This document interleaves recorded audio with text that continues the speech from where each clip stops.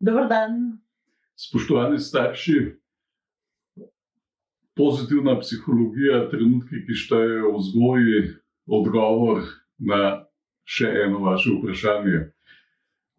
Vprašanje se je glasilo nekako tako, kako zdaj v tem času, ko smo doma, ko delamo od doma, doseči, da se bo otrok igral sam oziroma zaposlil sam. Jaz razumem, skratka, da bomo mi lahko delali. Ja. Zdaj tako, pomembno je, koliko je ta otrok star, a ne? V primeru, da se vaš otrok ne zna igrati sam oziroma da ne zna biti sam, je tukaj zelo veliko stvari, ki se jih starši moramo vprašati. A je razlog ta, da smo se recimo v preteklosti mi ves čas igrali z njim in se sploh ni naučil tega, kako biti sam, ali je ne samo zavesten in prestrašen in vedno hodi za nami in hoče, da nas vidi, a ne? Pol je druga stvar, a je v bistvu tak, da stalno mu hoče preverjati ali pa kazati, kaj je naredil. To se pravi, da vidi, a bomo mi zadovoljni z njegovim izdelkom. In tukaj je veliko enih načinov, kako mi v bistvu lahko s takim otrokom začnemo vzgajati samostojnost. Ker tukaj se gre za samostojnost in za v bistvu razvoj samozavesti. Mogoče tako splošni princip, kako sploh otroke učimo samostojnosti, gre od nas do njih in spet nazaj k nam. Skratka, gre za to, kakšne imamo mi vplive in kaj je zdaj v teh naših vplivih. Prvi vpliv, ki je sigurno odločilen, je, ali mi verjamemo v to, ali mi vidimo otroka, da je lahko samostojen. A veste, če se mi bojimo, če mi imamo prepričanje, da to se pa ne da, da ta pa ne bo nikoli se sam hotel igrati, naš pa pač vsega že poznam, kakšen je. Glejte, tlele nam manjka to, kar midva imenujeva v mnogih predavanjih, sva to že povedala, varna odskočna deska. In glejte, tlele sta dva pojma. Eno je varno, je občutek, se pravi, otrok mora se varno počutiti, ko gre od nas. In odskočna deska pomeni, da lahko od nas gre v samostojno izkušnjo. In gledajte, temu bi jaz rekel, to je naša popotnica.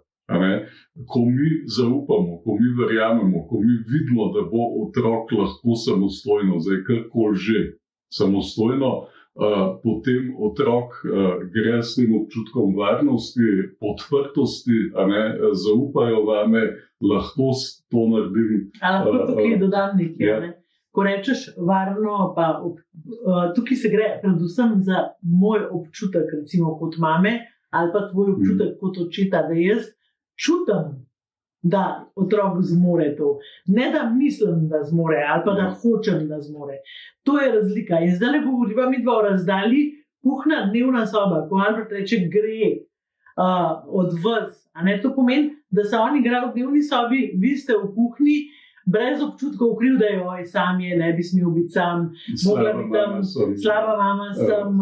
Ne posvečamo dosti časa. A veste, te misli so tiste, ki tudi otroka prikličejo v kuhno in polon, mami, ali pa oči.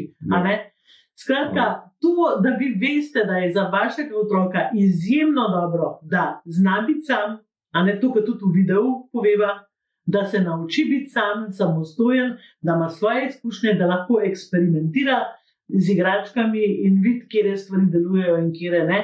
To so nujno potrebne stvari, tudi za razvoj samozavesti, pa nekega ponosa. In tle je zdaj to, da je v bistvu otrok lastnik te svoje izkušnje, ki je prijetna izkušnja. To, da jaz sam nekaj naredim, narišem, sestavim, kaj pa vem, se s punčkami igram, se z legicami igram, se z avtočkami igram, karkoli, to je prijetna izkušnja, ki jo seveda mi otroku zapišemo z našim odzivom. In zdaj tako, mogoče otroci se razlikujejo. Eni pač so, bom rekel, taki, da so čist zadovoljni, če so sami in se sami zaposlijo in bi lahko bili ure in ure sami. eni so pa tesnobni, če so sami in hodijo za nami, in mami. Ne. Ja. Zdaj, kako bolj, kako s takimi? Taki otroci v bistvu potrebujejo neke postopna dejanja od nas, ki jim dajo to izkušnjo, sej znam, sej zmorem, sej sem lahko. To pomeni, da vi se z njim skupaj igrate in potem na sred igre rečete, poglej, daj ti tole dokončaj, jaz grem v kuhno dokončati nekaj svojega in potem se bom vrnila. In tega ne delate čez 1 uro, ampak recimo čez 10 minut ali pa čez 5 minut, odvisno, koliko je vaš otrok star in koliko zmore. In vsakič, ko pridete nazaj, ne hvalite ga zato, ker je bil koliko si priden, sam si to naredil, ampak se obnašajte, kot da je to normalno, kot da se nič posebnega ni zgodilo. Pač usedite se tam na tla in rečete, pokaž mi, kaj si naredil v tem času. Ja. Skratka, on ne sme imeti zdaj tega občutka, da zaradi tega si pa zaslužno Belovo nagrado, ker je 3 minute zdržal sama. Ampak je to pač en del življenja, ki je običajen del življenja. In gledajte, tle so recimo tudi te situacije, ko moramo na stranišče, ali pa ko rabimo neko zasebnost, ko pa govorimo po telefonu.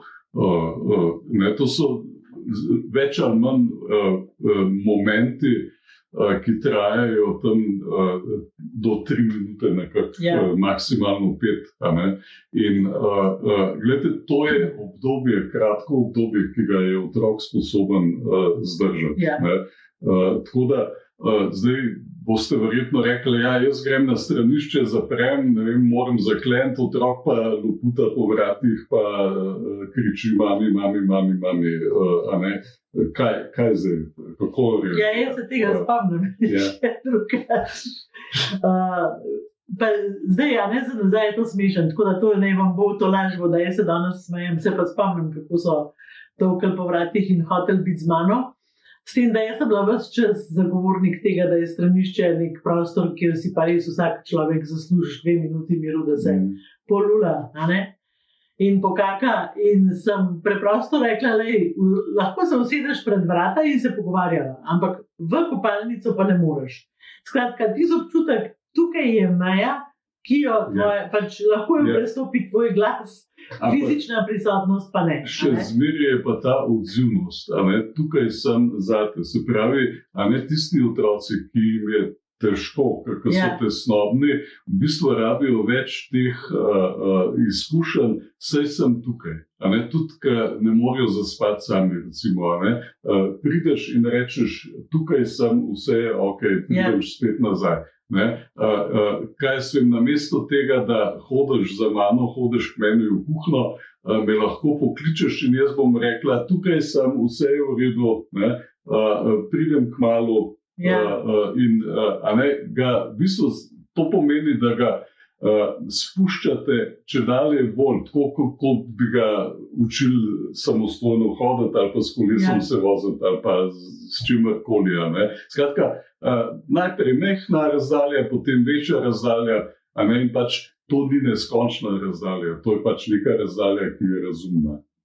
Smejem se zaradi tega, ker sem se zdaj spomnila, ker si stranišče omenila. A se spomniš, ko so bila Pavlina vprašanja, kaj pa zdaj delaš, a si že, a ni to brišeš?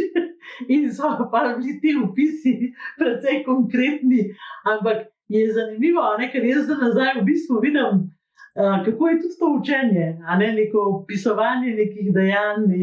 Ampak to jim je pomagalo, da so nekako znali premostiti, pa preživeti, pa videti, da pač tudi s tem preživijo, če niso zraven. In gledajte, tle je tudi to učenje, da otroci se morajo tudi nekih meja naučiti. Otroci se morajo naučiti tudi to, da odložijo neko takojšnjo zadovoljitev želje. Ne more biti vse takoj. In to je zelo pomembna funkcija za naprej v življenju. O tem smo tudi v predavanju govorila. Jaz bi še eno stvar omenila tukaj, in sicer radovednost. Otroci velikokrat hočejo biti z nami tudi zaradi tega, ker so zelo radovedni. Sploh, če imamo mi še koga zraven. A se ti spomniš, ker svoje radovednosti, ki seveda, zbijo mislim, to ni bilo čas, da Ja. res to ne spremljam. Ja. Ja. In potem hodijo in držijo, zaradi tega, ker bi radi bili zraven. To pomeni, da nek pripomoček v tem je tudi ta, igraj se tamle, ko bom jaz prišla k tebi, ti bom vse razložila, kaj sem delala, ti bom pokazala, kaj sem naredila. Ti boš meni pokazal, kaj si naredil, in ti boš meni vse razložil, kaj si delal v tem času. A veste, kljub temu, da sva v istem stanovanju, otrok občutek časa in občutek prostora dojema čisto drugače, kot ga dojemamo mi. Zdaj, tukaj je seveda odvisno od naše ustvarjalnosti. A veste, če lahko otroka v igro nekako zapeljete in rečete, jaz te rabim za to, da boš ti meni za službo nekaj pomagala. Tukaj nariši nekaj ali pa sestavi nekaj. Skratka, nekaj, da ima otrok občutek, da on tudi dela za službo, recimo, je mogoče nekaj, kar ga bo motiviralo ali pa da bo z neko strastjo se lotil nečesa. In je to lahko neka igra, ki jo ustvarite.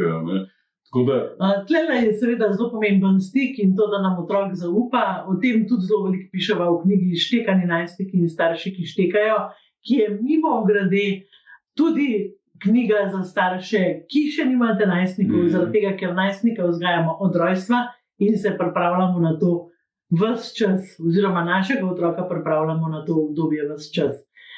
Tako da, toliko za enkrat za ta odgovor.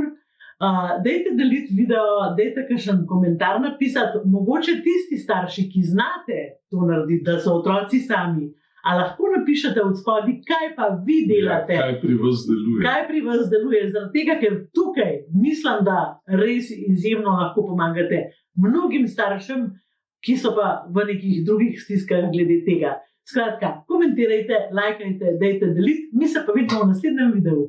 Hvala, ker skupaj z nama delate lepši svet. Čau, čau!